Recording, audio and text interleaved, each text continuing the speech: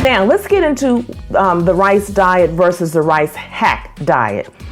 The rice diet is a restrictive fasting to create calorie deficit.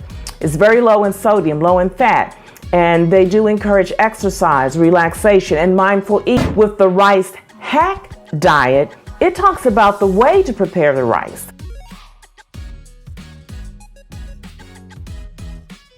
Now this rice hack method, let's say adding coconut oil while you're boiling the rice, it converts some of the carbohydrates into undigestible starch. It does work to some extent, but the effects are not all that strong as are being promoted, and certainly not for the long term. After you boil the rice, you soak it for about 30 minutes with lemon juice and just a little bit of salt. You strain it and remove all of that starchy water. I've even seen some that are taking some ice water and pouring it over the rice after it's cooked.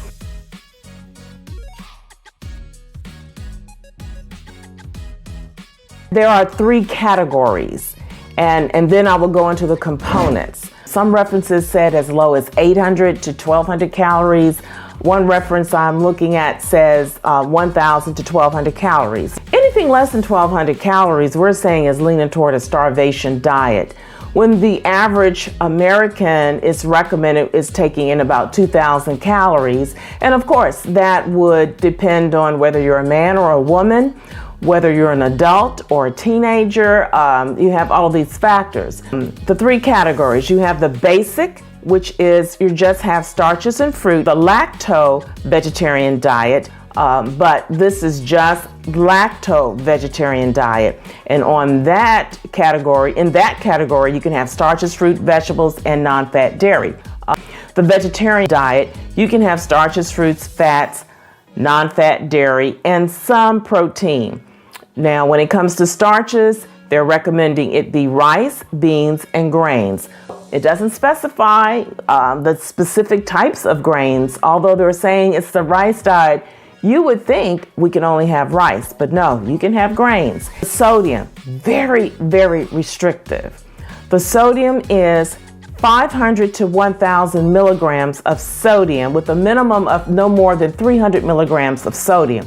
Now, when patients are in the hospital, they would be put on a cardiac diet. And that's when you would see someone being prescribed that they can't have any more than 500 milligrams of sodium. They can't have any more than 1,000 milligrams of sodium. Dietary recommendations for sodium are 2,300 milligrams per day. So if you've got 500, you see that's just a drop in the bucket. Sodium is one component of salt. Salt is 2 components, sodium and chloride. So this means that you can have 2 starches and 2 fruits at every meal. So at breakfast, you can have 2 starches, 2 fruits. At lunch, 2 starches, 2 fruits. At dinner, 2 starches, 2 fruits. Now for the rest of the week, a person eats the lacto-vegetarian rice diet with non-fat dairy, but no meat. So people can choose from any fruit or vegetable they wish to eat, but should not add any extra fat to their meals. That means no margarine, that means no mayonnaise, that means no cheese sauce, no gravies, no cream cheese, no sour cream on your baked potato. So, and very little salt. So again, this is where the rubber could meet the road on this one. All right, so now the next phase is the weight loss phase.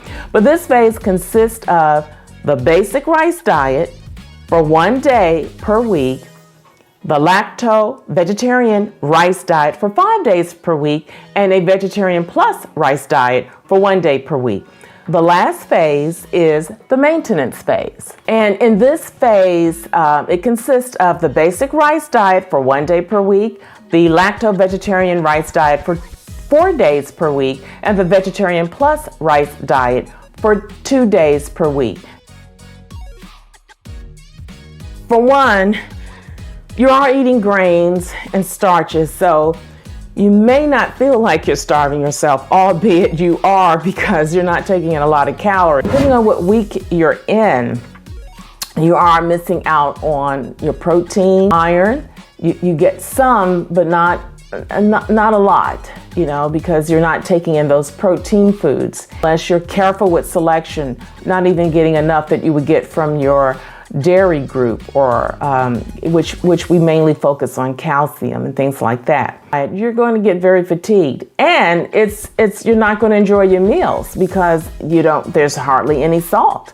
There isn't any butter, there isn't any margarine, there isn't cheese sauce, there isn't gravy, things that we love to add to our vegetables. There doesn't seem to be any evidence that this diet works in the long run.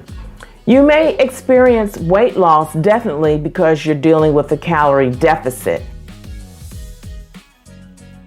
It is a struggle to lose weight. You're tired of starving yourself. You're abusing laxatives to lose weight. You don't want to cook. You don't know how to prepare healthy meals. I definitely want you to consider strongly the course that I'm going to be teaching soon. If you're interested, just put yes in the comments and I will send you an invitation to the course, which is Boss Battle: Strategies to Fight Fat. Not only do I talk a lot about weight loss, but a sensible plan that you can follow. I want you to have success. Take that same discipline and put it toward what I'm going to teach you, and let's move forward to health. I'm Das. I'm out, but I'll see you next show.